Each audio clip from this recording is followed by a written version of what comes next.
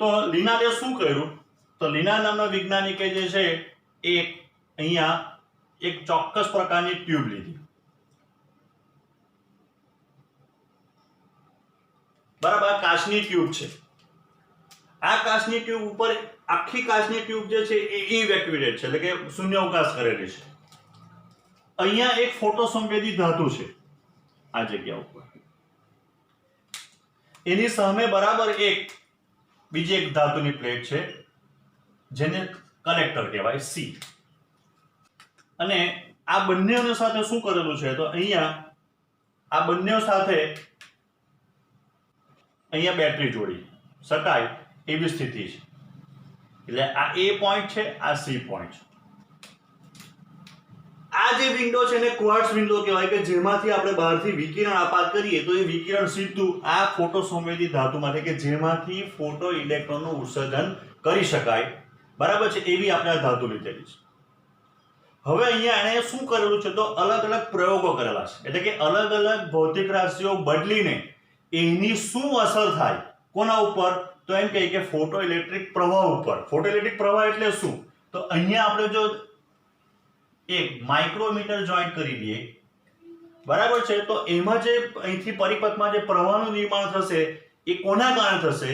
તો જો એમ કે અહીંથી ઇલેક્ટ્રોન નીકળશે તો એ ઇલેક્ટ્રોનને આપણે ફોટો ઇલેક્ટ્રોન કહેતા હતા, ને એ ફોટો ઇલેક્ટ્રોનને કારણે જે પ્રવાહ રચાય એને ફોટો ઇલેક્ટ્રિક પ્રવાહ કહેવાય. હવે જોજો, બરાબર જોજો, આપણી પાસે બે ખાસ એક પેરામીટર લેવાના છે. એમાં પહેલું આવૃત્તિ.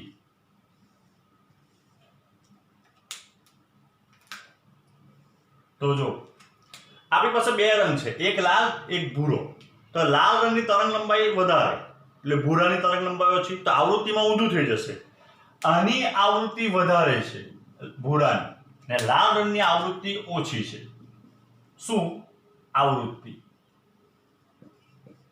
બીજો એક એની આપણી પાસે ઓપ્શન છે, અથવા બીજો એક પેરામીટર જે છે એ તીવ્રતા છે.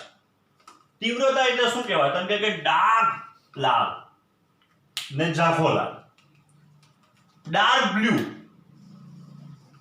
ને ઝાંખો બ્લુ, બરાબર? મારી પાસે ધારો કે ટોર્ચ હોય, એ ટોર્ચને હું જ્યારે નજીકથી પાડું બોર્ડ ઉપર તો તીવ્ર પ્રકાશ પડશે. જેમ જેમ દૂર લઈ જઈશું તેમ પ્રકાશની તીવ્રતા ઓછી થાય.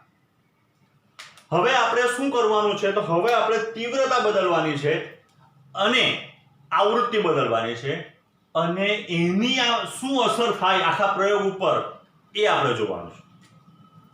તો પહેલા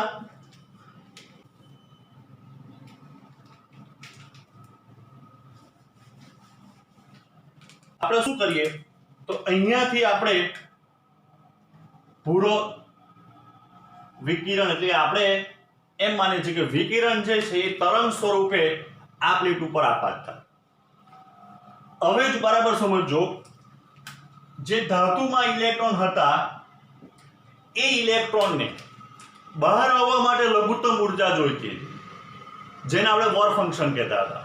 તો એ વર્ક ફંક્શન કરતા વધારે ઉર્જા હોય એવું જ પહેલા તો આપણે અહીંયા એક વિકિરણ આપાત કરવું પડે, બરાબર છે? કારણ કે ધાતુમાંથી ઇલેક્ટ્રોન બહાર આવે પછી જ આપણે ચર્ચા કરી શકાય, બરાબર છે? આગળ આપણે એક ઉદાહરણ તમને બીજું આપું, કે ધારો કે માની લે કે આપણી પાસે એક આ જેલ છે, જેલમાં કેદી પુરાયેલા છે, આ દરવાજો છે. એ દરવાજો ક્યારે ખુલે?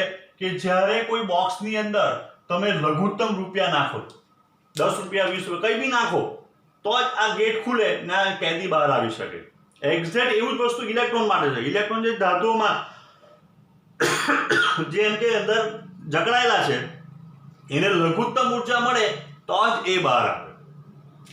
માની લે કે આ ઇલેક્ટ્રોન અથવા આ કેદીને 10 રૂપિયા બહાર નાખે આ ડબ્બામાં, તો જેલનો દરવાજો ખુલે ને બહાર આવી જાય. જો આ કેદીને આપણે કેટલા રૂપિયા આપીએ? આ કેદીને આપણે 10 રૂપિયા જ આપીએ તો શું થશે ખબર? જો આ કેદીને આપણે 10 રૂપિયા જ આપીએ તો 10 રૂપિયા તો ડબ્બામાં નાખી દેવાનું, બહાર આવી જવાનું. હવે કેદીને પૂછવામાં આવે કે ભાઈ તારી પાસે કેટલા રૂપિયા છે? તો 0. એટલે જો ઇલેક્ટ્રોનને આપણે એમ કહી શકીએ કે વર્ક ફંક્શન જેટલી જ ઉર્જા આપીએ તો એ ઇલેક્ટ્રોન બહાર તો આવશે પણ એની ઉર્જા 0 થઈ જાય.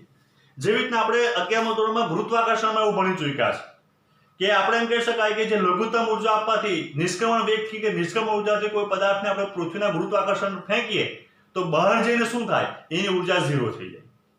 આપણે જો એને પછીની ગતિ કરાવવો હોય તો આપણે એના કરતા વધારે ઉર્જા આપવી પડે.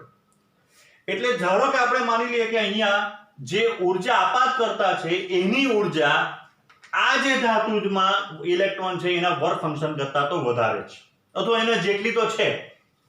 તો હવે શું થશે ખબર, અહીંયા ઇલેક્ટ્રોન બહાર નીકળશે.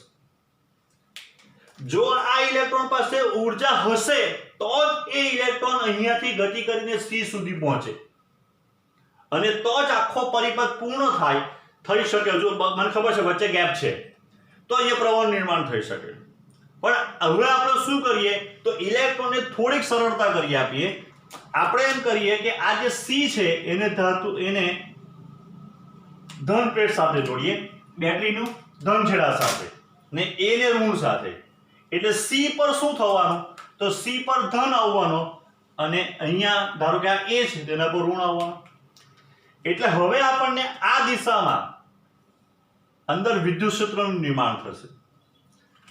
ઇલેક્ટ્રોન ઉપર F = -EE શું થાય તો એમ કહે કે આ જે વિદ્યુત ક્ષેત્ર છે એની વિરુદ્ધ દિશામાં બળ લાગે. એટલે હવે કોઈ પણ ઇલેક્ટ્રોન જો અહીંયા પહોંચે તો એ ઇલેક્ટ્રોન પાસે ઉર્જા હોય કે ન હોય પણ એકવાર બહાર આવી ગયો એ પછી શું કરશે, આ વિદ્યુત ક્ષેત્રને ખેંચીને અહીંયા મોકલી દે, અહીંયા ઉપર. એ ઇલેક્ટ્રોન આ બાહ્ય પરિપથમાં ફરવા માંડે, અહીંયાથી ફરી પાછો અહીંયા આવી જાય.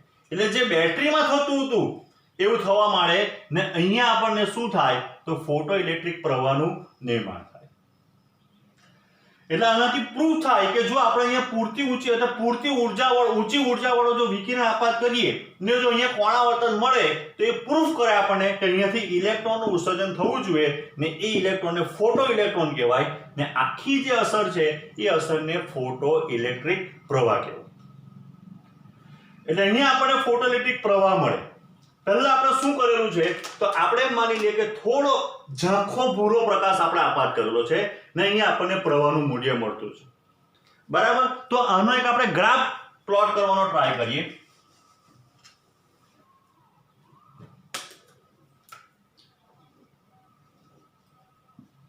અહીંયા પ્રવાહ છે ને અહીંયા વોલ્ટેજ. કયો વોલ્ટેજ?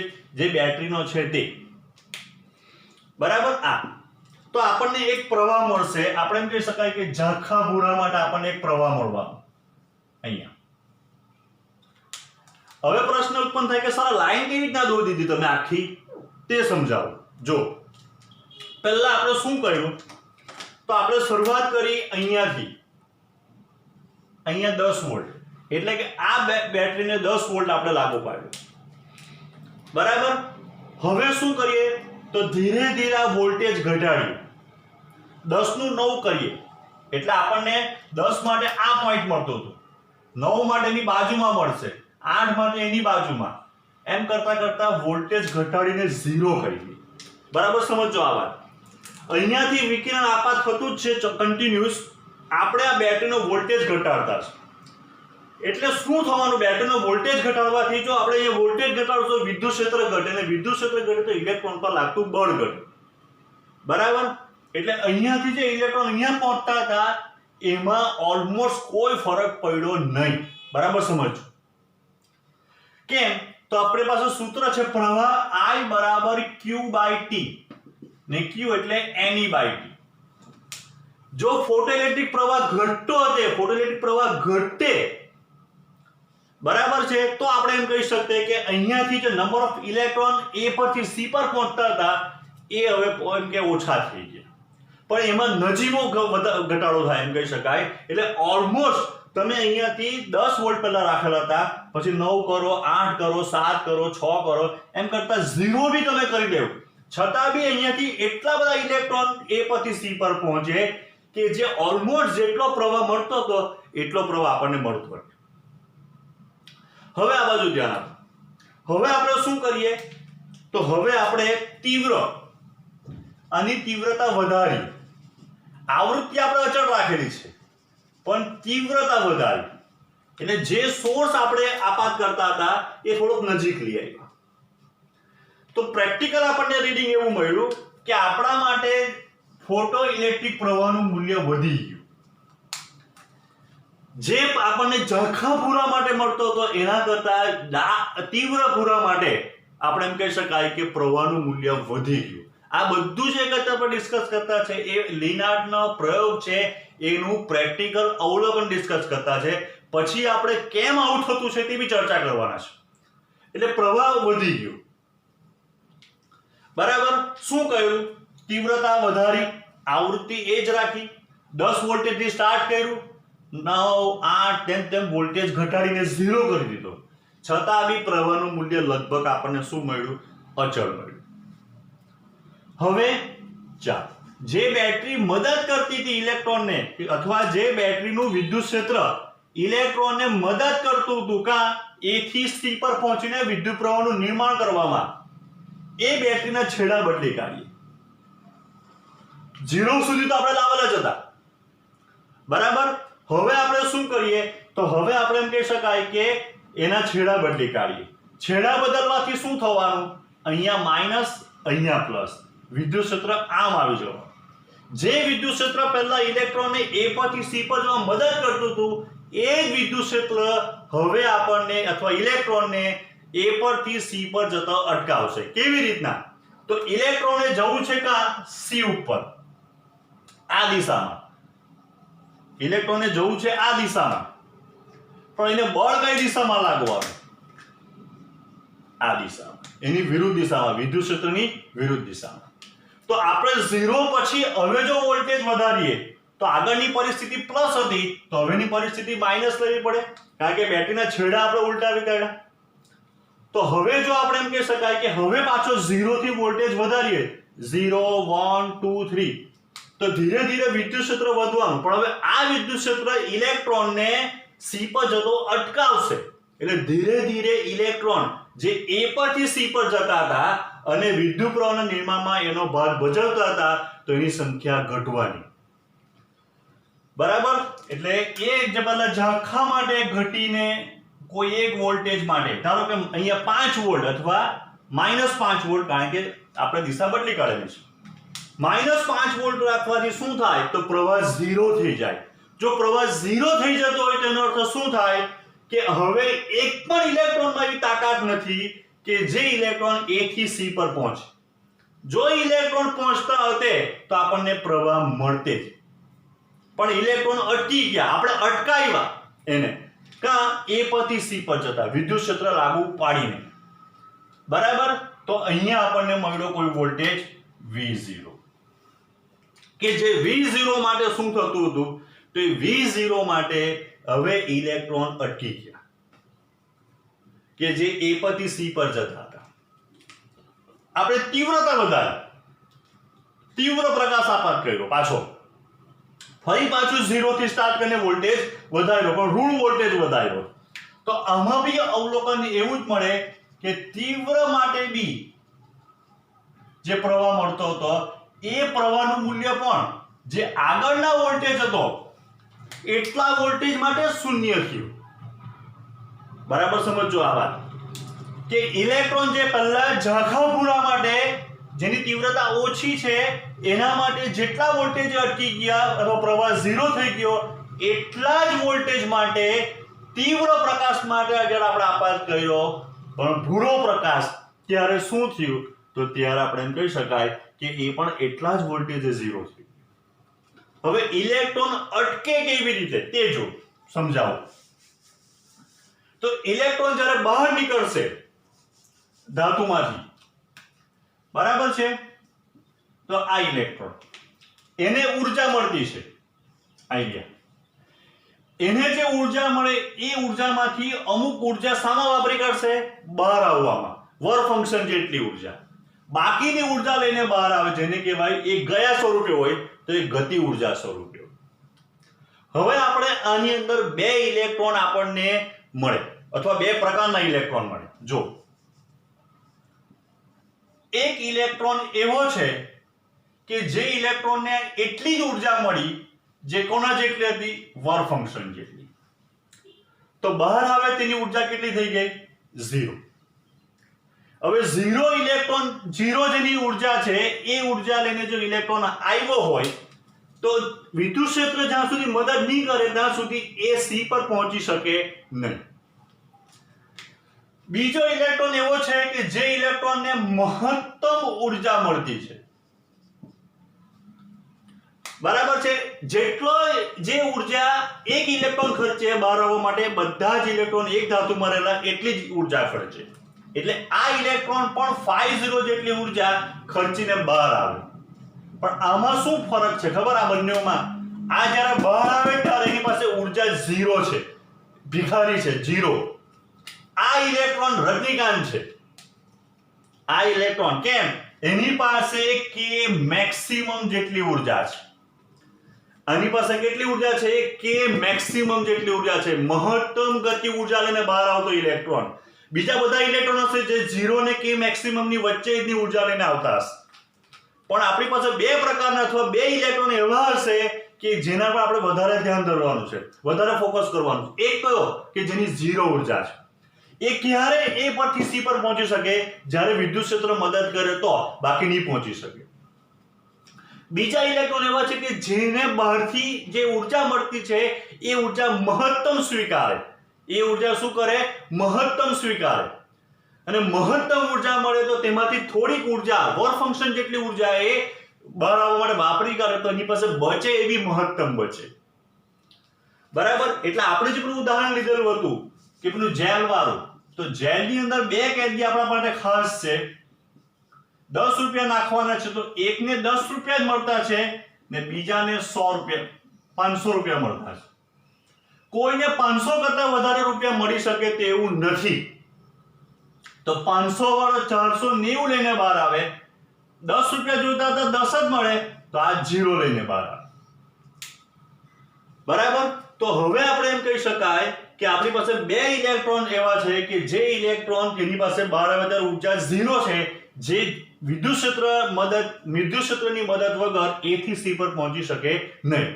બીજો ઇલેક્ટ્રોન એવો છે જેને વિદ્યુત ક્ષેત્ર સાથે કોઈ લેવા દેવા જ નથી. આ ઇલેક્ટ્રોન જે મહત્તમ ઉર્જા લઈને આવે, જે રજનીકાંત છે, મહત્તમ ઉર્જા લઈને આવે, મહત્તમ ગતિ ઉર્જા લઈને જેનું ઉત્સર્જન થતું છે એ વિદ્યુત ક્ષેત્ર પર આધારિત નથી. એ પોતે જ એટલો સક્ષમ છે કે A થી C પર પહોંચી શકે ને ફોટોઇલેક્ટ્રિક પ્રવાહનું નિર્માણ કરી શકે. જ્યારે આપણે એમ કહી શકાય કે વોલ્ટેજ આપણે 0 કરી દીધો એટલે ભિખારી તો તરત જ અટકી ગયા. જે 0 ઉર્જા લઈને આવતા હતા, કે જે વિદ્યુત ક્ષેત્રની મદદ વગર A થી C પર નહીં પહોંચી શકતા હોય એવા તો ક્યારના સ્ટોપ થઈ જાય. પણ જે રજનીકાંત છે એ લોકો પાસે પોતાની પાસે એટલી ઉર્જા છે કે જે A પરથી C પર જવાના. A પરથી C પર જવાના.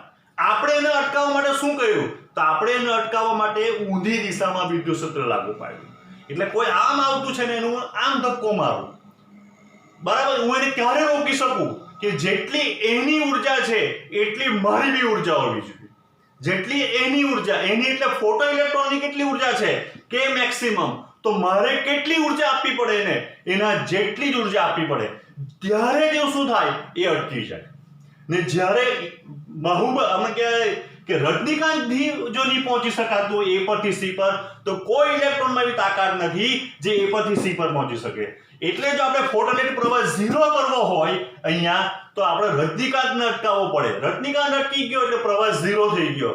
તો જ્યારે પેલો સામેથી જે આવતો હતો કે મેક્સિમમ લઈને, તો મારે શું કરવું પડે? તો મારે બી શું કરવું પડે? એને એટલી ઉર્જા આપવી પડે. તો ઉર્જા કેટલી આપતો છે? તો ઉર્જા આપતો છે eV0 જેટલી. કારણ કે E × V ઉર્જાનું ફોર્મ છે. વિદ્યુત સ્થિતિમાન કેટલું લાગુ પાડવું પડે? તો વિદ્યુત સ્થિતિમાન V0 જેટલું લાગુ પાડવું પડે. બરાબર? તો એને અનુરૂપ ઉર્જા કેટલી થઈ? eV0 થઈ. તો આપણને પહેલું શરત મળે, આપણને પહેલું ઇક્વેશન એક મળ્યું કે maximum equals to eV0. Okay, 5 મિનિટનો બ્રેક.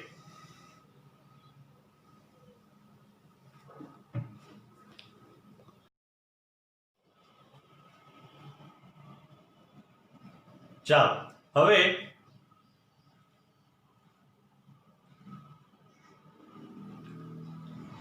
જે આપણે અત્યારે જોઈ ગયા કે આપણે તીવ્રતા વધારવાથી જે સ્ટોપિંગ અહીંયા જે આપણે અટકાવવા માટે જે વિદ્યુત સ્થિતિમાનનો તફાવત લાગુ પાડવામાં આવતો હતો એના મૂલ્યમાં ફરક પડ્યો નહીં. આ જે V0 છે એ V0 ને શું કહેવાય? તો V0 ને સ્ટોપિંગ પોટેન્શિયલ કહેવાય. બરાબર છે કે જે લઘુત્તમ વિદ્યુત સ્થિતિમાન તફાવત લાગુ પાડવાથી આપણે ફોટોઇલેક્ટ્રિક પ્રવાહ જે છે એ શૂન્ય કરી શકીએ, બરાબર, અથવા ઇલેક્ટ્રોનને અટકાવી શકીએ. જે મહત્તમ ગતિ ઉર્જાવાળો ઇલેક્ટ્રોન છે એ અટકાવી શકાય તો એને સ્ટોપિંગ પોટેન્શિયલ અથવા ન્યૂનતમ વિદ્યુત સ્થિતિમાન, બરાબર, અને સ્ટોપિંગ પોટેન્શિયલ કહેવાય. તો સ્ટોપિંગ પોટેન્શિયલનું મૂલ્ય આપણે એમ કહી શકાય કે ઝાંખો પ્રકાશ હોય કે તીવ્ર પ્રકાશ હોય, આ બંને માટે જે છે એ એક સરખું મળે છે.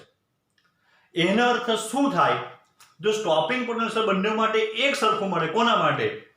ઝાંખો પ્રકાશ, તીવ્ર પ્રકાશ, બરાબર. એટલે એનો અર્થ ઈ તો અચળ છે. એનો અર્થ એમ થાય કે તમે જ્યારે પ્રકાશની તીવ્રતા વધારો કે ઘટાડો તો તેનાથી જે ઉત્સર્જિત પામતા ફોટો ઇલેક્ટ્રોન છે એમાં કયો મહત્તમ ગતિ ઉર્જાવાળા ઇલેક્ટ્રોનની ઉર્જામાં કોઈ ફરક પડતો નથી. બરાબર સમજો. જો તીવ્રતા વધારવાથી આપાત થતા પ્રકાશની ઉર્જામાં વધારો થતો હતો, બરાબર છે, તો ઉત્સર્જિત થતા ઇલેક્ટ્રોનની ઉર્જામાં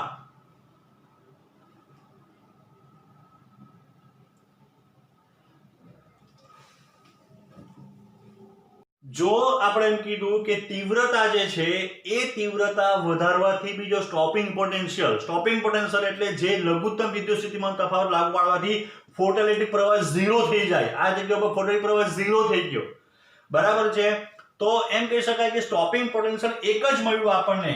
તો આપણે તીવ્રતા વધારીએ તો શું થાય? તો જે ઇલેક્ટ્રોન આપણને ઓછી તીવ્રતા માટે મળતો હતો, કયો ઇલેક્ટ્રોન? મહત્તમ ગતિ ઉર્જા વાળો. એટલી જ ઉર્જાવાળો ઇલેક્ટ્રોન આપણને શું મળે જ્યારે તમે તીવ્રતા વધારો તો, બરાબર. જો તીવ્રતા વધારવાથી જો ઉત્સર્જિત થતા ફોટો ઇલેક્ટ્રોનની મહત્તમ ગતિ ઉર્જામાં વધારો થતો હતો તો એને અટકાવવા માટે આપણે પણ વધારે ઉર્જા આપવી પડે. જો આપણે ઉર્જા વધારે આપવી પડે તો V0 વધવું જોઈતું હતું, કારણ કે ઈ તો અચળ છે. પણ V0 એક જ મળે છે. એનો અર્થ એમ થયો કે તમે તીવ્રતા વધારવાથી શું થાય? બરાબર સમજો. તીવ્રતા વધારવાથી ઉત્સર્જિત થતા ફોટો ઇલેક્ટ્રોનની મહત્તમ ગતિ ઉર્જામાં કોઈ પણ ફેરફાર થતો નથી. તો ફરક શું પડ્યો તીવ્રતા વધારવાથી? તીવ્રતા વધારવાથી પ્રવાહ વધ્યો. એનો અર્થ એમ થયો કે I બરાબર NE/T, બરાબર.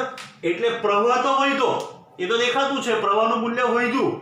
તો એનો અર્થ એમ થયો કે તીવ્રતા વધારવાથી ઉત્સર્જિત થતા ફોટો ઇલેક્ટ્રોનની સંખ્યામાં વધારો થયો, કારણ કે સંખ્યા વધે તો જ પ્રવાહ વધે, બરાબર. એટલે ઓછી તીવ્રતા માટે આપણે એમ કહી શકાય કે ધારો કે 100 ઇલેક્ટ્રોન બહાર આવતા હતા તો તીવ્રતા વધારો તો 200 ઇલેક્ટ્રોન બહાર આવે. બરાબર સમજો, બરાબર. તો જ્યારે તીવ્રતા ઓછી હતી,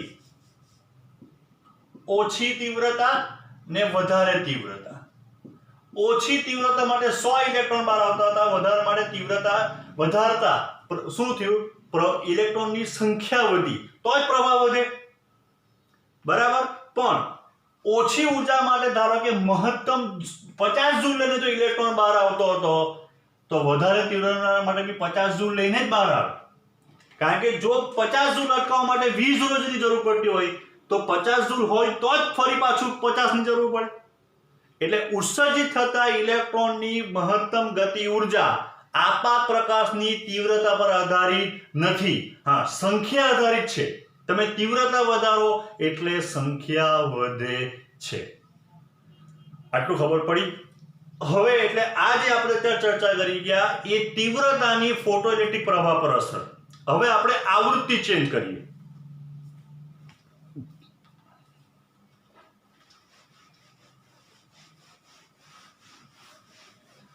આવૃત્તિ બદલવાથી શું થાય?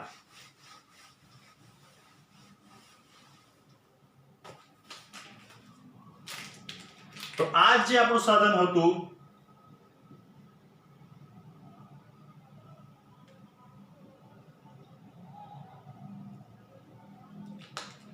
શું કર્યું તો અહીંયા આપણે આ A આ C અહીંયા પ્લસ રાખ્યો, અહીંયા માઇનસ, એટલે કે જે ઇલેક્ટ્રોન ઉત્સર્જિત થાય એને શું મળતું છે તો એમ કે બાહ્ય વિદ્યુત ક્ષેત્ર જે છે A પરથી C પર પહોંચાડતા.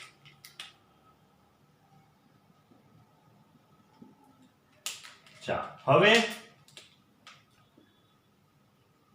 ઝાંખો લાલ પ્રકાશ આપાત કર્યો. લાલ પ્રકાશની આવૃત્તિ ઓછી છે, આપણે પહેલા ચર્ચા કરી ચૂક્યા છે, બરાબર. તો હવે આપણે ફરી પાછો આલેખ ડ્રો કરીએ. પ્રવાહ વિરુદ્ધ વોલ્ટેજ.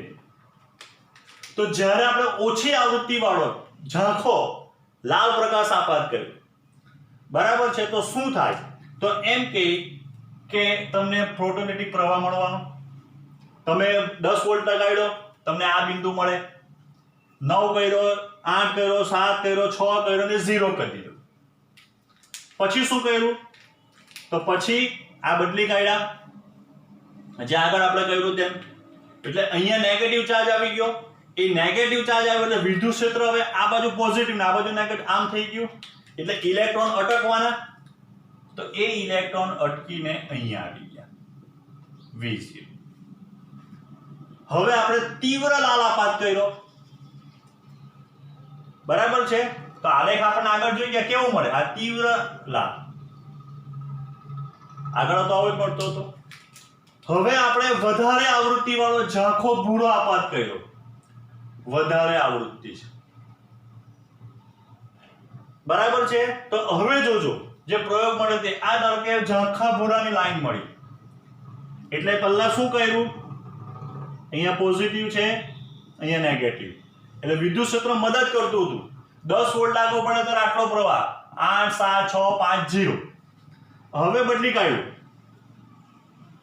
એટલે હવે વિરોધ કરવાનો વિદ્યુત ક્ષેત્ર, ઇલેક્ટ્રોનને અટકાવવાનો, એટલે પ્રવાહનું મૂલ્ય ઘટવાનું. પણ હવે અટકાવવા માટે અને 1 કહીએ તો આ 2, આ 5 વોલ્ટે અટકી જતો તો કે -5 અટક્યો, તો આ -7 અટક્યો. વધારે તીવ્ર ભૂર આપાત કર્યો, વધારે તીવ્ર. તો વધારે તીવ્ર આપાત કરવાથી પાછો પ્રવાહ વધ્યો અને એની સાથે સાથે પણ ફરી પાછું આવૃત્તિ એક જ હોય તો સ્ટોપિંગ પોટેન્શિયલ જે છે એ આપણને એક જ મળે, બરાબર છે. એટલે હવે બરાબર સમજો આ શું થતું છે. તે જે ઇલેક્ટ્રોન ઉત્સર્જિત થતો છે કે મેક્સિમમ, એને અટકાવવા માટે આપણે eV0 ની ઉર્જા આપવી પડતી છે. જ્યારે આપણે લાલ પ્રકાશ આપાત કરીએ એટલે એક જ આવૃત્તિ વાળો, ત્યારે અટકાવવા માટે એક જ સરખી ઉર્જા આપવી પડે. પછી ગમે એટલો તીવ્ર પ્રકાશ હોય, બરાબર છે, તમે આવૃત્તિ વધારી તો એનો અર્થ એમ થયો કે જો આવૃત્તિ વધારવાથી જો V0 નું મૂલ્ય, સ્ટોપિંગ પોટેન્શિયલ નું મૂલ્ય વધ્યું હોય તો એનો સીધો અર્થ એમ થયો કે જે ઉત્સર્જિત થતો રજનીકાંત જે હતો એની ઉર્જા વધી. ઉત્સર્જિત થતા ફોટો ઇલેક્ટ્રોનની મહત્તમ ગતિ ઉર્જામાં વધારો થયો, તો તમારે અટકાવવા માટે વધારે ઉર્જાની જરૂર પડી. આ પ્રેક્ટિકલ અવલોકન છે. આવું કેમ થતું છે એ બધું સમજવાનું બાકી છે, પણ પ્રયોગ આપણને એવું દર્શાવે કે તમે વધારે આવૃત્તિ વાળો પ્રકાશ આપાત કરો, બરાબર છે, બરાબર, તો તમારે સ્ટોપિંગ પોટેન્શિયલનું મૂલ્ય વધતું છે. સ્ટોપિંગ પોટેન્શિયલનું મૂલ્ય વધે એનો અર્થ એમ થયો ઉત્સર્જિત થતા ફોટો ઇલેક્ટ્રોનની મહત્તમ ગતિ ઉર્જામાં વધારો થયો, તો જ તમારે અટકાવવા માટે વધારાની ઉર્જાની જરૂર પડે. એટલે હવે આપણે એમ કહી શકાય કે ઉત્સર્જિત થતા ગતિ ઇલેક્ટ્રોનની મહત્તમ ગતિ ઉર્જા કોના પર આધારિત હોવી જોઈએ? આવૃત્તિ પર. કારણ કે જેમ આવૃત્તિ વધારતા છે આપણે, તેમ શું થતું છે, અટકાવવા માટેની ઉર્જા વધારવી પડે. એનો અર્થ એમ થયો કે તીવ્રતા વધારવાથી ફોટો ઇલેક્ટ્રિક પ્રવાહનો મૂલ્ય વધે. તીવ્રતા વધારવાથી ફોટો ઇલેક્ટ્રિક પ્રવાહનું મૂલ્ય વધે. એક જ આવૃત્તિ વાળો જુદો જુદો તમે તીવ્રતાનો પ્રકાશ આપાત કરો તો સ્ટોપિંગ પોટેન્શિયલનું મૂલ્ય એક જ મળે. એનો અર્થ એમ થાય કે ઉત્સર્જિત થતા ફોટો ઇલેક્ટ્રોનની ઉર્જા તીવ્રતા પર આધારિત નથી, માત્ર સંખ્યા તીવ્રતા પર આધારિત છે. કારણ કે તીવ્રતા વધારવાથી ફોટો ઇલેક્ટ્રોનની સંખ્યા વધે. ધારો કે લાલ માટે આપણે વાત કરી કે 50 જૂલ જેટલી ઉર્જાવાળો જો ઇલેક્ટ્રોન ઉત્સર્જિત થતા હોય તો તીવ્રતા વધારો તો 50 ને આ 100 થતા તો આ 50 વાળા કદાચ 200 થાય, પણ એની મહત્તમ ઉર્જા તો 50 ની 50 જ છે, તો જ અટકાવવા માટે એક સરખી ઉર્જાની જરૂર પડે. હવે ધારો કે આપણે આવૃત્તિ વધારી તો આવૃત્તિ વધારવા માટે વધવાથી અટકાવવા માટેની ઉર્જા વધી, એનો અર્થ એમ થયો કે ભૂરા માટે જ્યારે આપણે આવૃત્તિ વધારી ત્યારે હવે જે કે ઇલેક્ટ્રોન ઉત્સર્જિત થયા એ આપણે માની લઈએ કે 100 જૂલ જેટલી મહત્તમ ઉર્જા લેનારી વાત, જે પહેલા 50 તેને તેની ઉર્જા વધી, તો જ આપણે અટકાવવા માટે ઉર્જાનું મૂલ્ય વધારવું પડે. એટલે પહેલી વાત, ઉત્સર્જિત થતા ફોટો ઇલેક્ટ્રોનની ઉર્જા તીવ્રતા પર આધારિત નથી, આવૃત્તિ પર આધારિત છે. ઉત્સર્જિત થતા ફોટો ઇલેક્ટ્રોનની ઉર્જા આવૃત્તિ પર આધારિત છે, તીવ્રતા પર આધારિત નથી. તીવ્રતા વધારવામાં આવે તો ફોટો ઇલેક્ટ્રોનની સંખ્યામાં એટલે કે ફોટો ઇલેક્ટ્રિક પ્રવાહમાં વધારો થાય. ગમે એટલો તીવ્ર પ્રકાશ આપાત કરવાથી ઉત્સર્જાતા ફોટો ઇલેક્ટ્રોનની ઉર્જા વધતી નથી. મહત્તમ ઉર્જા કોના પર આધારિત છે? આવૃત્તિ પર આધારિત છે. સંખ્યા કોના પર આધારિત છે? તીવ્રતા પર આધારિત છે. બરાબર. અને ત્રીજી મહત્વની વાત કે જેવો આપણે પ્રકાશ અહીંયા આપાત કરીએ એવું તરત જ અહીંયા પ્રવાહ મળે. કેટલા સેકન્ડમાં? તો પ્રયોગ તો એવું દર્શાવે કે 10⁻⁹ સેકન્ડમાં. 10⁻⁹ સેકન્ડની અંદર શું થાય? તેમ કે ફોટો ઇલેક્ટ્રોનનું ઉત્સર્જન થઈ જાય. એટલે એના પરથી આપણે એમ કહી શકાય કે ફોટો ઇલેક્ટ્રોન જે છે, ફોટો ઇલેક્ટ્રિક અસર જે છે એ તાક્ષણિક છે, તરત જ સ્ટાર્ટ થઈ જાય. એવું નહીં કે આપણે આપાત કરીએ, ગરમ થશે, રાહ જો થોડો વાર અને સ્ટાર્ટ થશે, તરત જ ઇન્સ્ટન્ટ તાક્ષણિક તમને શું મળે? તો ફોટો ઇલેક્ટ્રિક અસર સ્ટાર્ટ થાય, ફોટો ઇલેક્ટ્રોનનું ઉત્સર્જન શરૂ થઈ જાય. બરાબર. એટલે પાછું એકવાર રિપીટ કરીએ, ઉત્સર્જિત થતા ફોટો ઇલેક્ટ્રોનની સંખ્યા તીવ્રતા પર આધારિત. તીવ્રતા વધારવામાં આવે તો ફોટો ઇલેક્ટ્રોનની ઉત્સર્જિત થતા ફોટો ઇલેક્ટ્રોનની સંખ્યામાં વધારો થાય, પણ એની ઉર્જામાં વધારો થતો નથી. મહત્તમ ગતિ ઉર્જા સાથે ઉત્સર્જાતો ઇલેક્ટ્રોન એટલી જ ઉર્જા સાથે ઉત્સર્જાય, જેટલી ઓછી તીવ્રતા માટે એટલી જ વધારે તીવ્રતા માટે. આવૃત્તિ વધારવામાં આવે, આપાત પ્રકાશની આવૃત્તિ વધારવામાં આવે તો ઉત્સર્જાતા મહત્તમ ગતિ ઉર્જાવાળા ઇલેક્ટ્રોનની ફોટો ઉર્જામાં વધારો થાય. કેમ? કારણ કે જો ઉર્જા વધારો તો અટકાવવા માટે સ્ટોપિંગ પોટેન્શિયલનું મૂલ્ય પણ વધે. એટલે સ્ટોપિંગ પોટેન્શિયલનું મૂલ્ય જો વધતું હોય તો ઉત્સર્જિત થતા મહત્તમ ગતિ ઉર્જાવાળા ફોટો ઇલેક્ટ્રોનની ઉર્જા એ આપાત પ્રકાશની આવૃત્તિ પર આધારિત છે, નહીં કે તીવ્રતા ઉપર. અને ત્રીજો મુદ્દો, ફોટો ઇલેક્ટ્રિક અસર તાક્ષણિક છે. ફોટો ઇલેક્ટ્રિક અસર તાક્ષણિક છે. ચાલો, હજુ એક વસ્તુ બાકી છે, તે ચર્ચા કરીએ.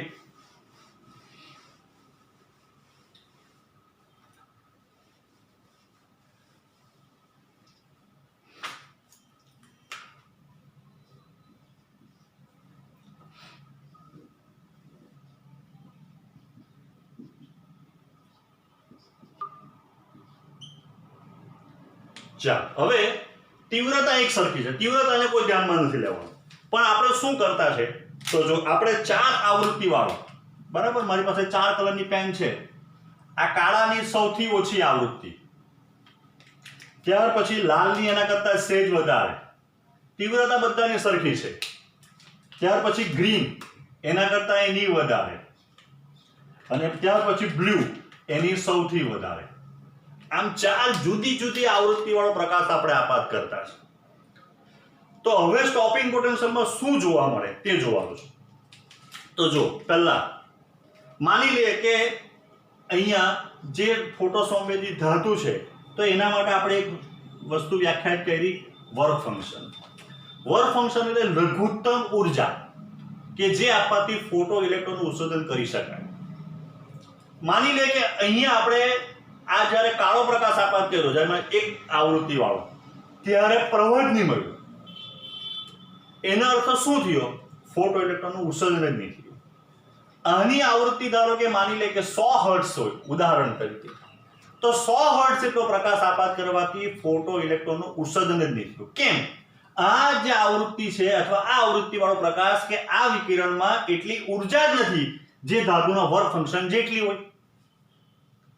તો જ ઓછામાં ઓછું વર્ક ફંક્શન જેટલી ઉર્જા હોય તો જ આપણે શું કરવું પડે, તો એમ કે એના અમુક લઘુત્તમ ઉર્જા કરતાં વધારે ઉર્જા આપવી જ પડે. બરાબર. તો જે લઘુત્તમ, બરાબર સમજો, લઘુત્તમ આવૃત્તિ જેને f0 અથવા ν0 કહેવાય, કે જે લઘુત્તમ આવૃત્તિ વાળો પ્રકાશ આપાત કરવાથી ફોટો ઇલેક્ટ્રિક અસરની શરૂઆત થતી હોય, ફોટો ઇલેક્ટ્રોનનું ઉત્સર્જન થતું હોય, તો એને શું કહેવાય? એને કટ ઓફ આવૃત્તિ અથવા એને થ્રેશોલ્ડ આવૃત્તિ કહેવાય. એને શું કહેવાય? થ્રેશોલ્ડ આવૃત્તિ અથવા કટ ઓફ આવૃત્તિ.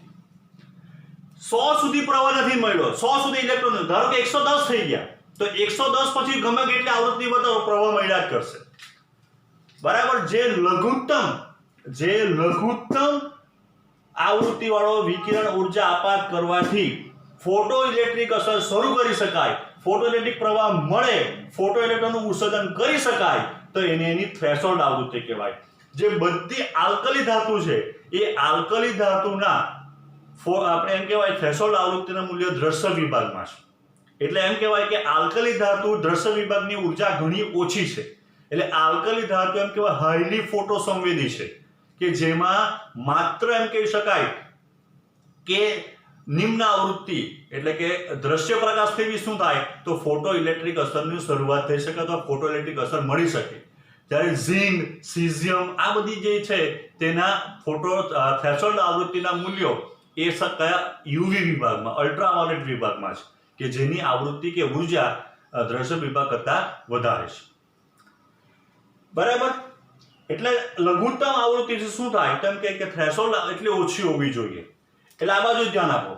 અહીંયા ધારો કે 0 હશે, આપણે એમ કીધું કે આ ધાતુ જે છે એની થ્રેશોલ્ડ આવૃત્તિ 110 છે. તો 110 સુધી શું થાય ખબર? તો 110 સુધી તો આપણને કે પ્રવાહ જ નહીં મળે, ઇલેક્ટ્રોન બહાર જ નહીં આવે. ઇલેક્ટ્રોન બહાર આવે તો એને અટકાવવો પડે, કારણ કે V0 સ્ટોપિંગ પોટેન્શિયલ શું છે? ઇલેક્ટ્રોનને અટકાવવા માટે લાગુ પાડવામાં તો લઘુત્તમ વિદ્યુત સ્થિતિમાનનો તફાવત. ઇલેક્ટ્રોન બહાર આવે તો આપણે એને અટકાવવાનો વારો આવે. ઇલેક્ટ્રોન બહાર જ નહીં આવે તો આપણે એને અટકાવી શકાય નહીં. એટલે જ્યારે આપણે એમ કહી શકાય કે જ્યાં સુધી, એટલે આ જે છે એ આપણને f0 જેટલું મળે. સ્ટોપિંગ પોટેન્શિયલ થ્રેશોલ્ડ આવૃત્તિ કરતાં વધારે આવૃત્તિ વાળો જો પ્રકાશ આપાત કરવામાં આવે, જેમ ધારો કે લાલની જે આવૃત્તિ જે છે 110 કરતાં વધારે છે, એટલે એના લાલ આપાત કરવાથી શું થશે? ઇલેક્ટ્રોનનું ઉત્સર્જન થશે. ઇલેક્ટ્રોનનું ઉત્સર્જન થશે તો એને અટકાવવા માટે સ્ટોપિંગ પોટેન્શિયલનું મૂલ્ય વધે. લાલ પછી લીલી, તો એની આવૃત્તિ એના કરતાં વધારે છે. લીલા પછી ભૂરો, તો હજુ એની આવૃત્તિ એના કરતાં વધારે છે. એટલે જેમ જેમ આપણે આવૃત્તિ વધારતા જઈએ તેમ તેમ પ્રયોગ આપણને એવું દર્શાવે કે આ જે કંઈ આલેખ મળે એ રેખીય આલેખ મળે. આ જે આલેખ મળે એ કયો આલેખ મળે? તો રેખીય આલેખ મળે. બરાબર. એટલે જેમ જેમ તમે આવૃત્તિ વધારતા જાઓ તેમ તેમ ઉત્સર્જિત થતા ફોટો ઇલેક્ટ્રોનની મહત્તમ ગતિ ઉર્જા વધતી જાય, તો એને અટકાવવા માટે વધારે ઉર્જાની જરૂર પડે. ધારો કે અહીંયા ધાતુ એ મૂકેલી હતી ને આપણને આલેખ આવો મળ્યો એ માટે, જેની થ્રેશોલ્ડ આવૃત્તિ ધારો કે f0 કે ν0 છે. હવે અહીંયા ધાતુ બદલી કાઢી, બીજી કોઈ ધાતુ મૂકી આપણે, ધાતુ B, ને એની ધારો કે માની લે કે થ્રેશોલ્ડ આવૃત્તિ f0 ડેશ છે. તો આના માટે પણ આલેખ જે છે એ સ્ટ્રેટ લાઈન જ આવે. બીજી વસ્તુ, આના માટેના બંને જે વક્ર મળે એ બંને એકબીજાને સમાંતર છે. મેથ્સની ભાષામાં બોલીએ તો આ બંનેના ઢાળ સરખા છે. બરાબર. અત્યાર સુધી એટલે જે થ્રેશોલ્ડ આવૃત્તિ કરતા જેમ જેમ આવૃત્તિ વધારતા જઈએ તેમ તેમ સ્ટોપિંગ પોટેન્શિયલનું મૂલ્ય અનુરૂપ વધતું જાય, કારણ કે આપણે જોઈ ગયા છે, સમજી ગયા છે કે જેમ જેમ આવૃત્તિ વધારો તેમ તેમ ઉત્સર્જિત થતા ફોટો ઇલેક્ટ્રોનની મહત્તમ ગતિ ઉર્જામાં વધારો થાય. જો ઉત્સર્જિત થતા મહત્તમ ગતિ ઇલેક્ટ્રોનની ગતિ ઉર્જામાં વધારો થતો હોય તો એને અટકાવવા માટે વધારે ઉર્જાની જરૂર પડે. ને વધારે ઉર્જાની જરૂર પડે તો આપણે અહીંયા સ્ટોપિંગ પોટેન્શિયલ પર વધારે લાગુ પાડવું પડે.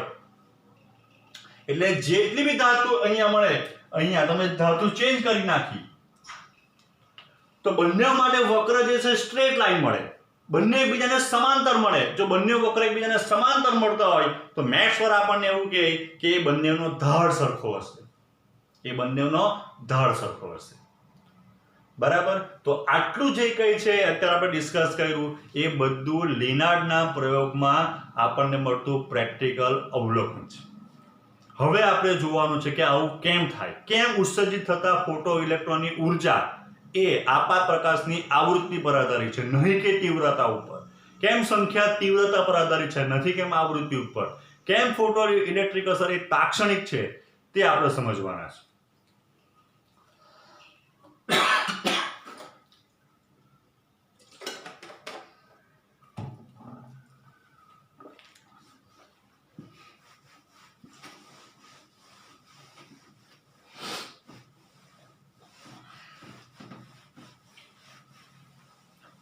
ચાલો હવે આપણે 9મું ચેપ્ટર જે જોઈ ગયા એ 9મા ચેપ્ટરની અંદર આપણે પ્રકાશ અથવા વિકિરણ એને આપણે કિરણ સ્વરૂપે ધાર્યું.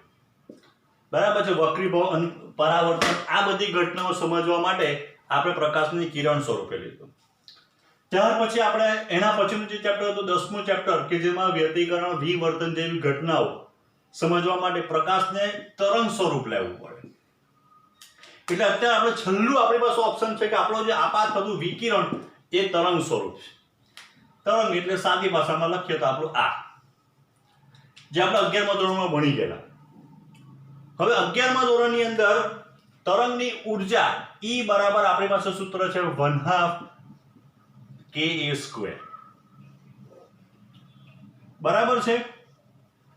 તીવ્રતા બરાબર આપણે 8મા ચેપ્ટરમાં ભણી ચૂક્યા છે. તીવ્રતા I બરાબર ઉર્જાના છેદમાં સમય ગુણ્યા ક્ષેત્રફળ.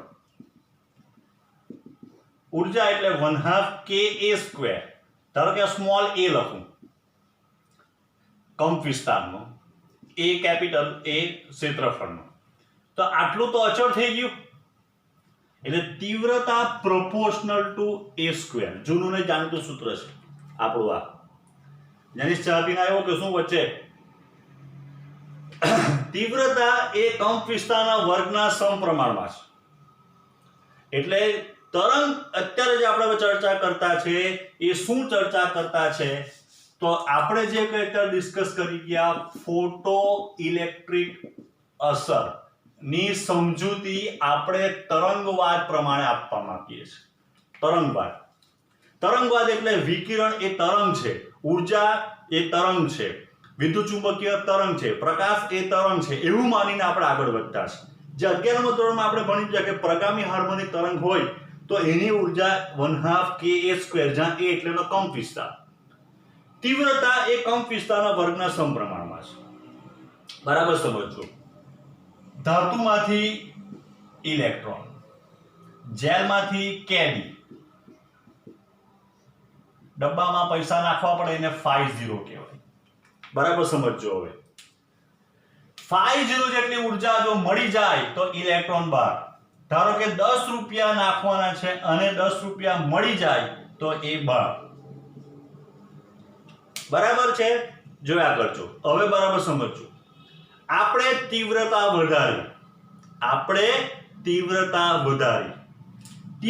વધારી એનો અર્થ એમ કે કંપ વિસ્તાર વધ્યો. ઝાંખો ને તીવ્ર આપણે બોલતા હતા. તીવ્રતા વધારી, કંપ વિસ્તાર વધ્યો. તરંગવાદ એમ કે કંપ વિસ્તાર વધતો ઉર્જા વધે.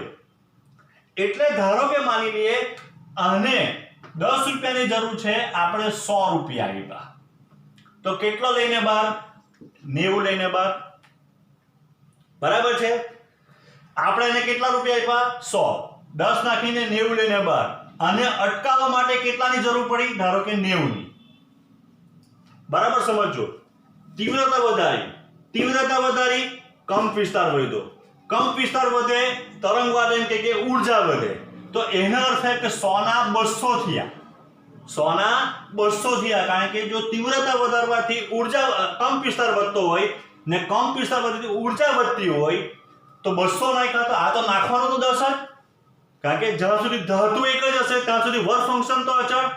તો કેટલા લઈને બહાર આવવાના? 190 લઈને બહાર આવે. તો 190 લઈને જો બહાર આવતો હોય તો અટકાવવા માટે 190 અથવા 90 કરતા તો વધારે જ જરૂર પડે. જ્યારે આપણો પ્રયોગ એવું કહે કે ઉત્સર્જિત થતા ઇલેક્ટ્રોનની તીવ્રતા વધારવાથી ઉર્જામાં વધારો થતો નથી. ઉર્જામાં વધારો થતો નથી. તરંગવાદ એમ કહે કે જેમ પ્રકાશ વધુ તીવ્ર તેમ તેની ઉર્જા વધારે. જો તીવ્રતા વધારવાથી ઉર્જા વધતી હોય તો ઉત્સર્જિત થતા ફોટો ઇલેક્ટ્રોનની ઉર્જા પણ તીવ્રતા સાથે વધવી જોઈએ. જ્યારે આપણે એવું ભણી ચૂક્યા છે, આપણે જે ગ્રાફ પ્લોટ કર્યો કે જ્યાં સુધી આપણે જે ગ્રાફ પ્લોટ કર્યો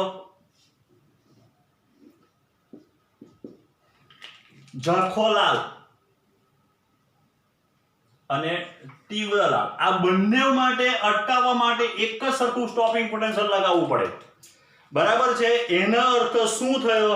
તો એનો અર્થ એમ થયો કે તીવ્રતા વધારવાથી ફોટો ઇલેક્ટ્રિક પ્રવાહના ઉત્સર્જિત થતા ફોટો ઇલેક્ટ્રોનની સંખ્યામાં વધારો થાય, નહીં કે ઉર્જામાં. જ્યારે તરંગવાદ તો એમ કહેતો છે કે વધુ તીવ્ર પ્રકાશ એ વધારે કંપ વિસ્તાર વાળો હોય, વધારે કંપ વિસ્તાર પાસે ઉર્જા બી વધારે હોય. તો એનો અર્થ એમ થયો કે જો તીવ્રતા વધારવામાં આવે તો ઉત્સર્જિત થતા ફોટો ઇલેક્ટ્રોનની ઉર્જા વધવી જોઈએ, તો એને અટકાવવા માટે ઉર્જા પણ વધારે આવે. એટલે થિયરી અને પ્રેક્ટિકલ એકબીજાને બંધ બેસતું આવતું નથી. બીજી વાત, તીવ્રતા વધારવાથી પ્રવાહ કેમ વધ્યો? તીવ્રતા વધારવાથી પ્રવાહ કેમ વધ્યો એ પણ આપણે સમજાવી શકીએ નહીં. આગળ, આવૃત્તિ વધારી. આવૃત્તિ, તો આવૃત્તિ વધારવાથી શું થયું? તો પ્રયોગ એવું દર્શાવતા હતા કે આવૃત્તિ વધારવાથી શું થતું હતું? તો આવૃત્તિ વધારવાથી ઉત્સર્જિત થતા ફોટો ઇલેક્ટ્રોનની ઉર્જામાં વધારો થયો, કારણ કે એને અટકાવવા માટે સ્ટોપિંગ પોટેન્શિયલનું મૂલ્ય વધ્યું. અટકાવવા માટે સ્ટોપિંગ પોટેન્શિયલનું મૂલ્ય વધ્યું, જે બતાવે છે કે ઉત્સર્જિત થતા ફોટો ઇલેક્ટ્રોનની ઉર્જા વધારે થઈ. તરંગમાં એવું આવ્યું જ નથી કે જેની આવૃત્તિ વધારે એની ઉર્જા વધારે. તરંગવાદ તો એમ જ કહે કે જેનો કંપ વિસ્તાર વધારે એની જ ઉર્જા વધારે.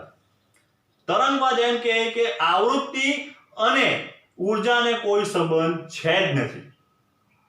તો પછી કેવી રીતના આવૃત્તિ વધારવાથી ઉત્સર્જિત થતા ફોટો ઇલેક્ટ્રોનને વધારે ઉર્જા મળે અને વધારે ઉર્જા લઈને ઉત્સર્જિત થાય, એ આપણે તરંગવાદને લઈને સમજૂતી આપી શકીએ નહીં. બીજી વાત, આ જે ઇલેક્ટ્રોન છે એ ઇલેક્ટ્રોન પર તરંગને લઈને જો આમ કે ઉર્જા આપાત થતી હોય તો માની લઈએ કે આપણે જે અહીંયા ઉદાહરણ લીધું આપણે કે 10 રૂપિયાની જરૂર છે ને એક રૂપિયો લઈને આવતું છે, એમ માનીએ થોડી થોડી ઉર્જા લઈને, તો જ્યાં સુધી 10 રૂપિયા ભેગા નહીં થાય ત્યાં સુધી એને રાહ જોવી પડે. કારણ કે તરંગ ધીરે ધીરે આપાત થશે, ઉર્જા શોષાશે. બરાબર? જેટલી વર્ક ફંક્શન જેટલી ઉર્જા જ્યાં સુધી ન શોષાય ત્યાં સુધી એ બહાર આવી શકે નહીં.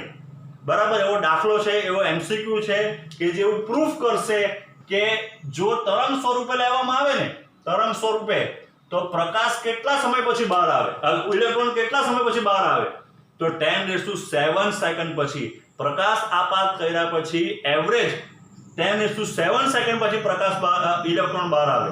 એટલે ઇલેક્ટ્રોનને એના વર્ક ફંક્શન જેટલી ઉર્જા શોષવા માટે 10⁷ સેકન્ડ જેટલી ઉર્જાની સમયની જરૂર પડે.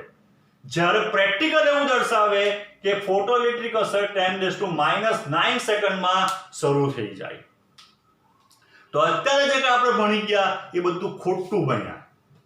ખોટું એટલે શું ભણ્યા? તો ફોટો ઇલેક્ટ્રિક અસરની સમજૂતી આપવા માટે તરંગવાદની નિષ્ફળતા. તરંગવાદથી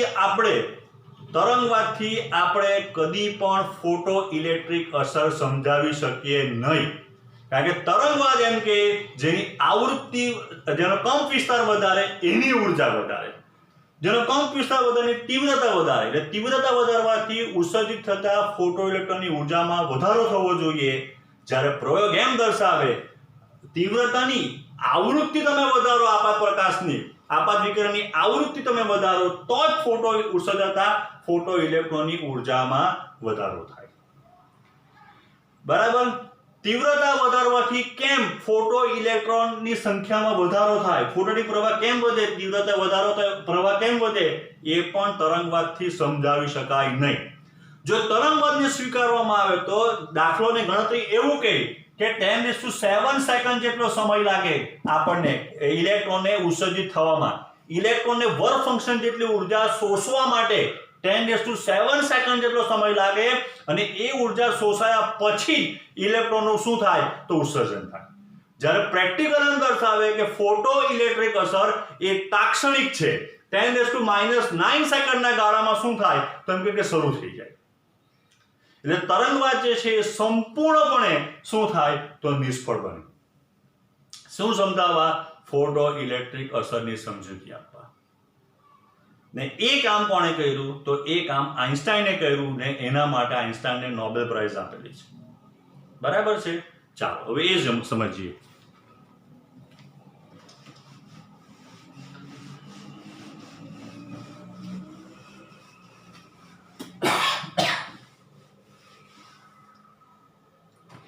ચાલો હવે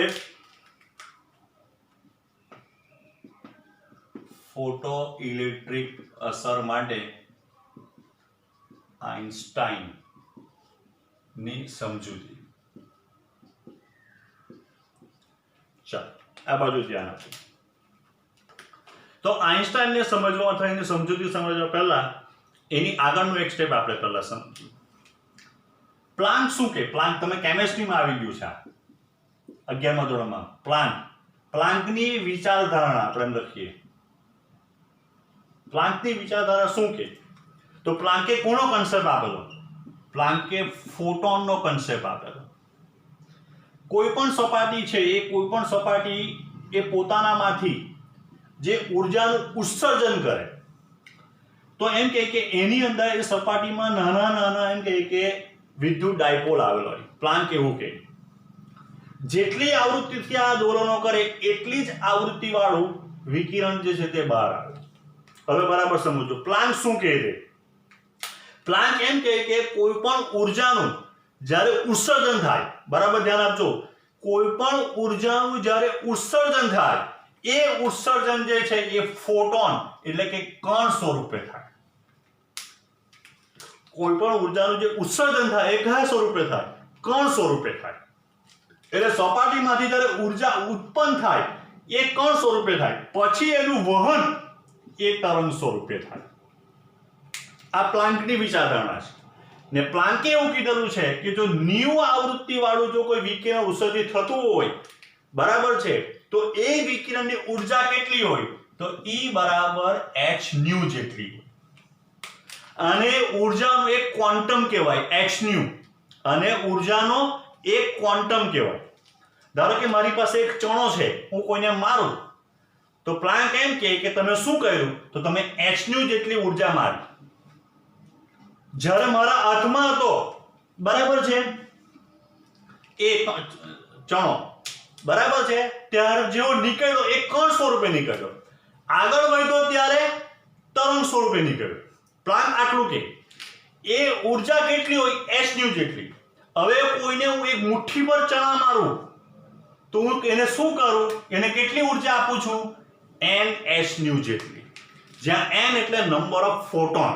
એક ફોટોન એક ઉર્જાનો ક્વોન્ટમ કેટલો? h ન્યુ જેટલો. કે જેની અંદર ન્યુ એટલે એ ફોટોન કે એ વિકિરણની આવૃત્તિ, h પ્લાન્કનો અચળાંક ને n એટલે નંબર ઓફ ફોટોન. હું એક ફોટોન મારું છું તો h ન્યુ જેટલો ઉર્જાનો ક્વોન્ટમ એને મારું છું, પણ હું ઘણા બધા એને મારું છું તો n ફોટોન કહેવાય. બરાબર. એટલે પ્લાન્ક એમ કહે કે કોઈ પણ સપાટી જ્યારે પોતાનામાંથી ઉર્જાનું ઉત્સર્જન કરે ત્યારે કયા સ્વરૂપે કરે? કણ સ્વરૂપે કરે. અને ત્યાર પછીનું વહન કયા સ્વરૂપે થાય?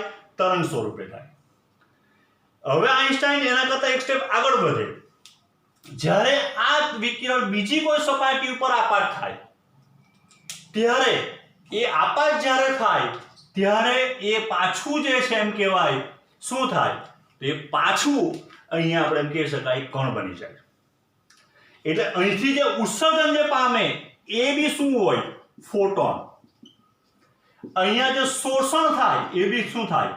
તો ફોટોન. કોઈ પણ સપાટી ઉર્જાનું શોષણ એ વિકિરણ એટલે કે તરંગ સ્વરૂપે નહીં કરે.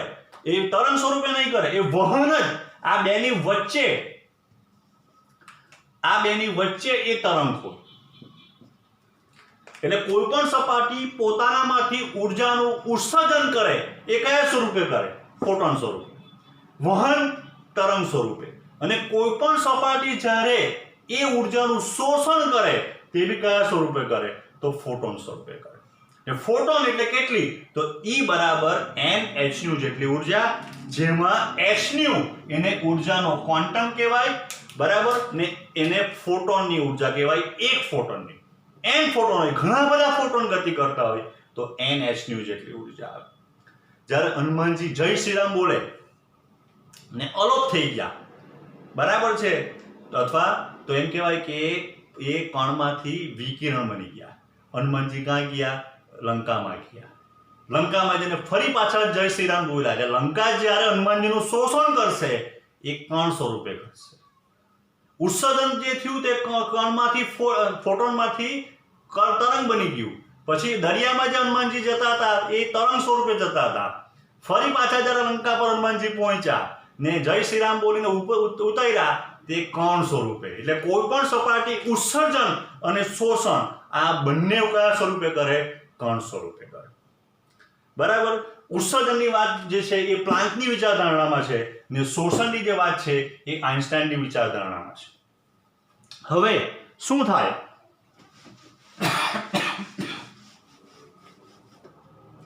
જ્યારે કોઈ પણ સપાટી, આ સપાટી એ અહીંયા શું કરે? કારણ કે hν જેટલી ઉર્જા ધરાવતા ફોટોનનું શોષણ કરે. આ સપાટી જે છે, આ સપાટી φ0 જેટલી ઉર્જા અથવા એનું વર્ક ફંક્શન W0 જેટલું છે, બરાબર છે. અમારેલા ઇલેક્ટ્રોનને જો φ0 કે W0 એટલે વર્ક ફંક્શન જેટલી ઉર્જા મળે તો શું કરશે? એમાંથી ઇલેક્ટ્રોનનું ઉત્સર્જન કરે. આપાત ઉર્જા કેટલી છે? hν જેટલી, બરાબર છે. હવે સમજો, જે આપણું ઉદાહરણ હતું તે આટલામાંથી વાત માટે આઇન્સ્ટાઈનને નોબેલ પ્રાઇઝ મળેલું છે. આ કેન્ડી φ0 જેટલું, ધારો કે 10 રૂપિયા નાખવાના છે, બરાબર. 100 રૂપિયા આપ્યા, 10 રૂપિયા નાખ્યા તો કેટલા લઈને બહાર આવ્યો? 90. તો 90 નો હિસાબ કરો તો 90 બરાબર 100 મળ્યા, 10 નાખ્યા, બરાબર છે. તો આપણા માટે શું થતું હતું? બરાબર જોજો, આપણે એમ કીધું કે કેટલી ઉર્જા આપાત કરી? hν જેટલી. φ0 જેટલી ઉર્જા બહાર આવવા માટે વપરાઈ ગઈ, ધાતુ દ્વારા શોષાઈ ગઈ. તો બહાર કેટલી લઈને આવે ઇલેક્ટ્રોન? તો જે આપણે કહેતા હતા કે મેક્સિમમ જેટલી બહાર લઈને આવે. તો હવે આપણે એમ કે આ જે સૂત્ર લખ્યું 90 બહાર લઈને આવે, 100 મળતા હોય ને 10 નાખો હોય, આપણે આપી કેટલી? hν જેટલી. φ0 જેટલી શું કર્યું? વપરાઈ ગઈ બહાર આવવા માટે, બરાબર છે. તો બહાર કેટલી લઈને આવે? કે મેક્સિમમ જેટલી, બરાબર છે. પણ આપણે એવું ભણી ચૂક્યા છે, એવું સાબિત કરેલું છે કે કે મેક્સિમમ બરાબર eV0 hν માઇનસ φ0, બરાબર. પહેલા તો સમીકરણ ખબર પડ્યું છે કે સમીકરણ આવ્યું કેવી રીતના. તો આપણે એમ કીધું કે જે ઉર્જા આપાત થતી છે એ ભલે આવી તરંગ સ્વરૂપે, વિકિરણ સ્વરૂપે, તરંગ સ્વરૂપે. વિકિરણ કયા સ્વરૂપે આવ્યો? તરંગ સ્વરૂપે. પણ એનું શોષણ કયા સ્વરૂપે થયું? અહીંયા તો એમ કહે કે ફોટોન સ્વરૂપે, કણ સ્વરૂપે, બરાબર છે. એમાંથી વર્ક ફંક્શન જેટલી ઉર્જા વપરાઈ જવાની ને બાકીની ઉર્જા લઈને એ ઇલેક્ટ્રોન બહાર આવી જાય. ધારો કે આ hν નું મૂલ્ય વર્ક ફંક્શન જેટલું જ હોય, 10 રૂપિયાની જરૂર છે ને 10 રૂપિયા જ આપ્યા, તો બહાર કેટલા લઈને આવશે? 0. જેટલી જરૂર હતી એટલી, બરાબર. હવે જે આગળની પ્રેક્ટિકલ વાત હતી તે આવૃત્તિ વધારવાથી કેમ ઉત્સર્જિત થતા ફોટો ઇલેક્ટ્રોનની ગતિ ઉર્જામાં વધારો થાય તે આપણે જે ભણી ચૂક્યા છે, જે સાબિત કરેલું છે આપણે કે સમજ્યા અહીંથી આપણે h ની જેટલી આપાત કરી. આપણી પાસે આ આલેખ છે પહેલો કે પહેલા આપણે ઝાંખો તીવ્ર લાલ અને વધારે આવૃત્તિ વાળો સ્ટોપિંગ પોટેન્શિયલ V01 V02. તો જો આવૃત્તિ વધારવાથી કેમ ઉત્સર્જિત થતા ફોટો ઇલેક્ટ્રોનની મહત્તમ ગતિ ઉર્જા વધી ને મહત્તમ ગતિ ઉર્જા વધે તો V0 વધે. તો જો પહેલા આવૃત્તિ ઓછી હોય તો ઉર્જા ઓછી મળવાની. એટલે ધારો કે આપણે 100 રૂપિયાને પર દાખલ કર્યા, નાખવાના કેટલા છે 90, તો બહાર કેટલા લઈને આવવાનો?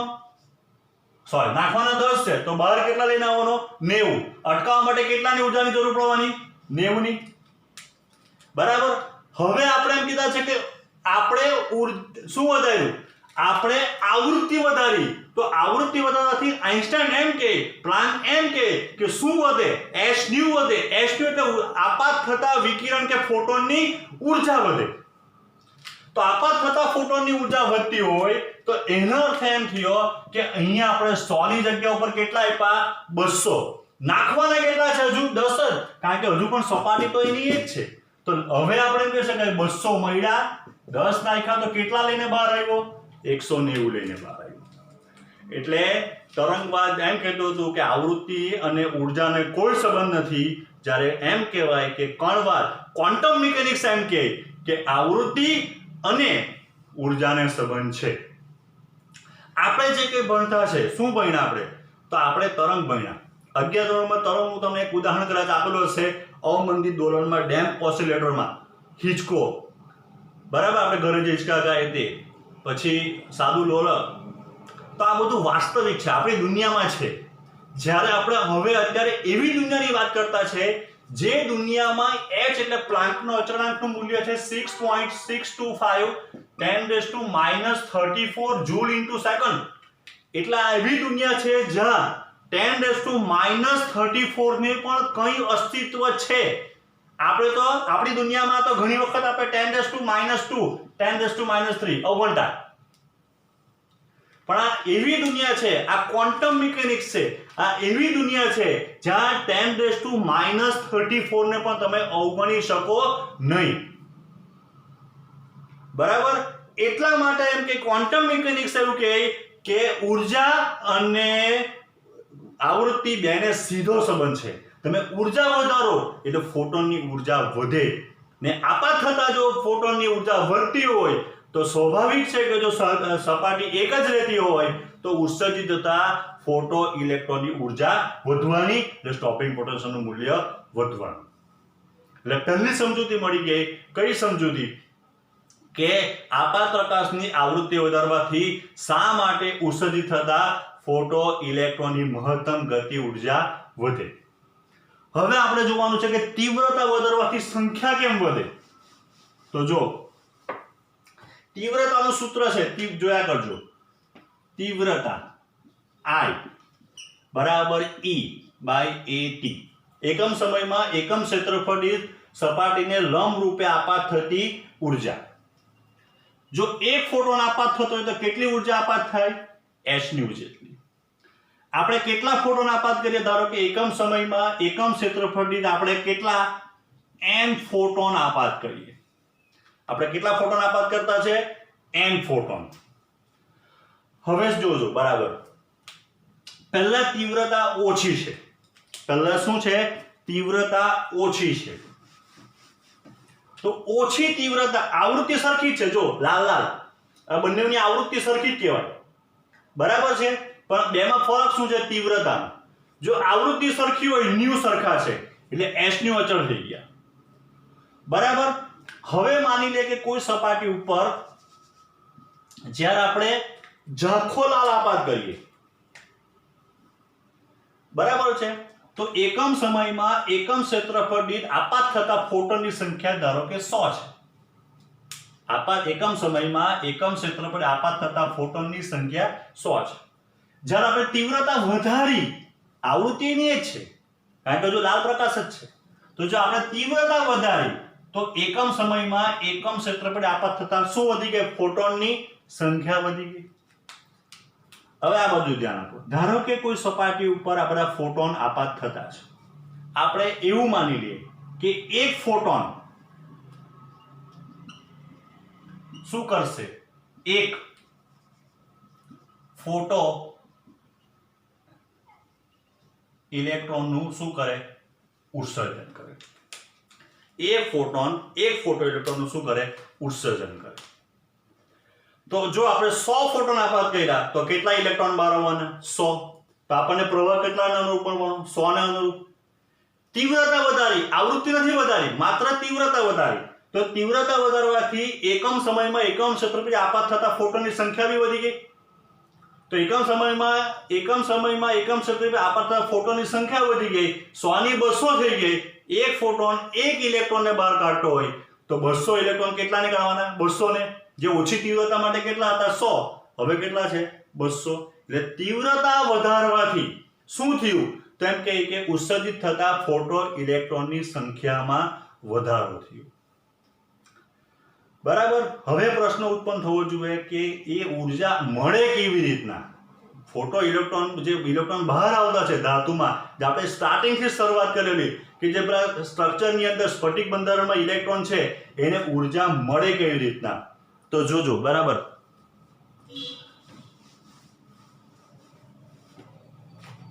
ધાતુ જે છે, એ ધાતુની અંદર મુક્ત ઇલેક્ટ્રોનની સંખ્યા જે છે ને એ 10⁻20 30 એ બધી મોટી સંખ્યા હોય. જ્યારે આપણે દાખલા ગણશું ત્યારે આપણે જોઈશું કે આ જે આપાત થતા ફોટોનની સંખ્યા બી છે ને એ 10⁻20 10⁻25 એવી બધી આવશે. સમજજો. બરાબર. એટલે આપાત થતા ફોટોનની સંખ્યા બી ઘણી બધી. જેની સાથે આવીને ફોટોન અથડાવાના એવા મુક્ત ઇલેક્ટ્રોનની સંખ્યા બી ઘણી બધી. એટલે ધારો કે આપણે એમ માની લઈએ કે આ આપણો ધાતુમાં રહેલો ઇલેક્ટ્રોન છે જે કણ તરીકે વર્તન કરતો છે. હવે આપણે ઉર્જાને કયા સ્વરૂપમાં લેતા છે? ફોટોન સ્વરૂપમાં, નથી કે તરંગ સ્વરૂપમાં. એટલે જે ઉર્જા જે બહારથી આવી એ બી કણ સ્વરૂપમાં આવી. બરાબર છે. તો બે આ જે છે બ્લુ એ ફોટોન છે, કણ. બરાબર. આ જેની સાથે અથડાવાનો આ છે તે મુક્ત ઇલેક્ટ્રોન. બરાબર છે. તો દરેક ઇલેક્ટ્રોન ને દરેક ફોટોનની બરાબર હેડ ઓન કોલિઝન, બરાબર સંયુક્ત સંઘાત થાય એ જરૂરી નથી. જો હેડ ઓન કોલિઝન થશે, સંયુક્ત સંઘાત થાય, બરાબર એકબીજા સાથે અથડાય, ત્યારે મેક્સિમમ ઉર્જા ટ્રાન્સફર થશે ને તે રજનીકાંત બનશે. કારણ કે જેની મેક્સિમમ ઉર્જા મળશે એ મેક્સિમમ ઉર્જા લઈને બહાર આવશે. બે ઇલેક્ટ્રોન એક ફોટોન એવા અથડાય કે જરાક જ ટચ કરીને નીકળી ગયા ને જે ઉર્જા ટ્રાન્સફર થઈ એ ઉર્જા વર્ક ફંક્શન જેટલી નથી તો ઇલેક્ટ્રોન બહાર નહીં આવે. એક ફોટોન એક ઇલેક્ટ્રોન એવી રીતના અથડાયા કે જે ઉર્જા ટ્રાન્સફર થઈ એ ઉર્જા વર્ક ફંક્શન જેટલી જ હતી તો એ ભિખારી બનીને બહાર આવશે, જેની બહાર આવીને ગતિ ઉર્જા 0 હતી. એટલે જેવો સંઘાત થાય તેવી ઉર્જા ટ્રાન્સફર થાય, તેવા ઇલેક્ટ્રોન ઉર્જા લઈને બહાર આવે. આપણને ફોટો ઇલેક્ટ્રિક અસર શરૂ થવા માટે એક જ ઇલેક્ટ્રોનની જરૂર પડે. એક ઇલેક્ટ્રોન બહાર આવ્યો એટલે ફોટો ઇલેક્ટ્રિક અસર શરૂ થઈ ગઈ માનવામાં આવે. એવું નહીં કે 100 200, એકની જરૂર છે. તો આપણે એમ કહેવાય કે આટલી મોટી સંખ્યામાં મુક્ત ઇલેક્ટ્રોન હોય, આટલી મોટી સંખ્યામાં આવતા ફોટોન હોય તો એવું બને જ કે એક સંઘાત તો એવો થાય જે સંયુક્ત સંઘાત થાય, હેડ ઓન કોલિઝન થાય, અથવા એવો સંઘાત થાય કે જે સંઘાતમાં ઉર્જા વર્ક ફંક્શન જેટલી અથવા એના કરતાં વધારે થઈ જાય. તો તેવા સંજોગોમાં શું થશે કે એ ઇલેક્ટ્રોન બહાર આવી જાય. એક ઇલેક્ટ્રોન બહાર આવી ગયો પછી રજનીકાંત હોય કે ભિખારી હોય કે ગમે તે હોય, ઇલેક્ટ્રોન બહાર આવ્યો એટલે ફોટોઇલેક્ટ્રિક અસર સ્ટાર્ટ થઈ ગઈ.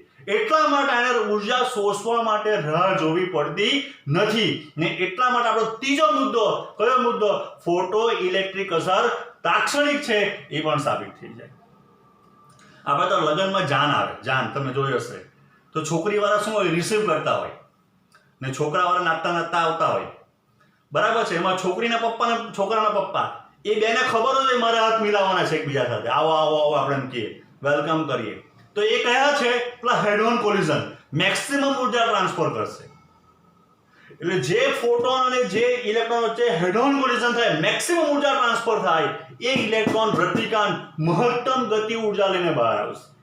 જેની પાસે જે ઇલેક્ટ્રોનને એટલી ઉર્જા મળે ફોટોન અથડાવવાથી કે જે વર્ક ફંક્શન જેટલી હોય, તો એ ઇલેક્ટ્રોન જે શું થશે તેમ કે લઘુત્તમ ઉર્જા એટલે કે 0.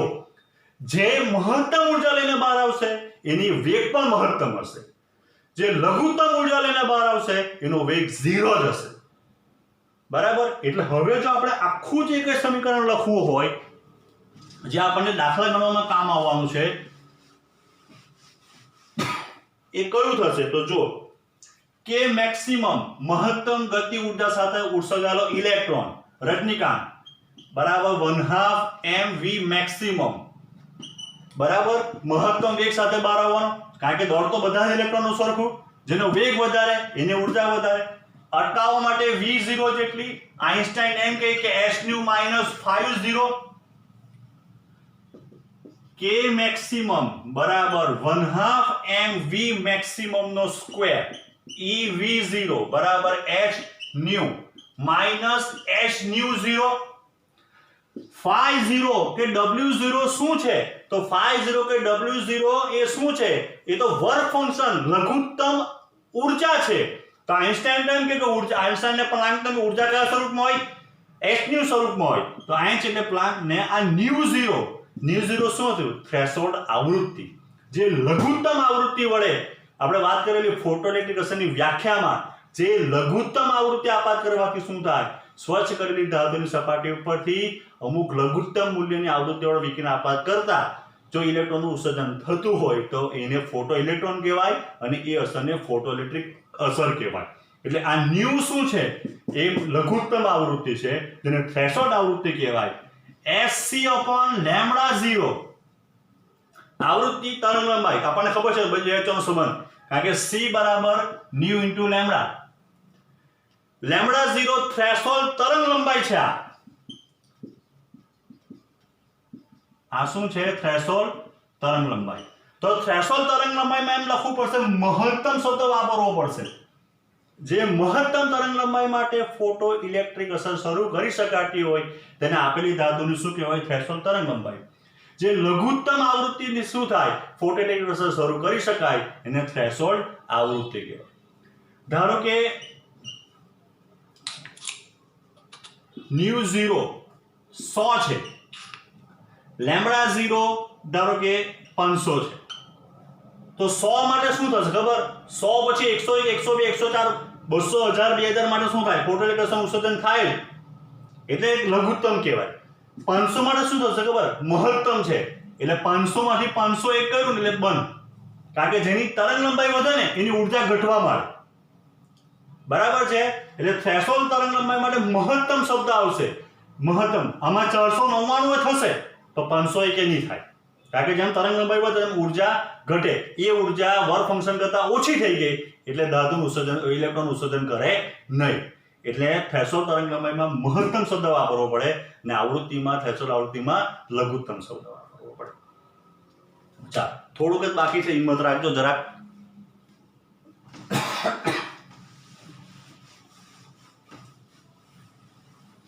જે આપણે પેલો આલેખ જોયો,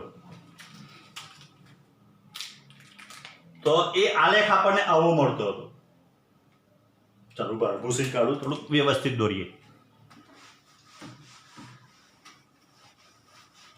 જેટલું જરૂર છે એટલું જ હું લખું.